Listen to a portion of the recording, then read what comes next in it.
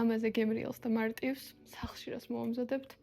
მე არ ვიცი, ვაიმე. როგორც იცით, ოჯახთან შეთანხმება მაქვს. კვირაში 2-3 დღე მივირთმევთ წვნიანს, ხოლო დანარჩენი დღეები კი თავისუფლები ვართ არჩევანში. ხო და მოდით აზიურ ქართული გემრიელი ნუდლსი მოვამზადოთ, რომელმაც ბევრი თქვენგანის გული უკვე დაიპყრო. რამდენიმე საათით დამარინადებული ქათმის ფილე შევწვათ გახურებულ ტაფაზე, ზეთთან ერთად. შემდეგ დავუმატოთ ხახვი, კორეული საჭრელით დაჭრილი სტაფილო, ბულგარული და სულ ბოლოს ყაბაყი, ნიორი და ჯინჯერი.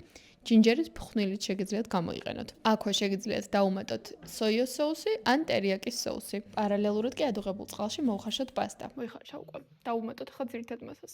მე ვიყენებ აი ესეთი ბრტყელი ფორმის პასტას ყოველთვის, როცა აზიურს ვამზადებ. აზიურს ვამზადებ ქართული მოტივებით, რაც თავარია უგემრიელესია, მარტივია და აზიური საბზარეულოს სურვილს დაგიკმაყოფილებთ. მოხარშული პასტა გავაერთიანოთ ბოსტნეულთან ერთად. ასევე დავუმატებ ცოტა მწვანე ხავხს, რომელსაც თეფში კიდე დავუმატებ. გაახალისებს და ძალიან მოუხდება ჩვენს აზიურ პასტას.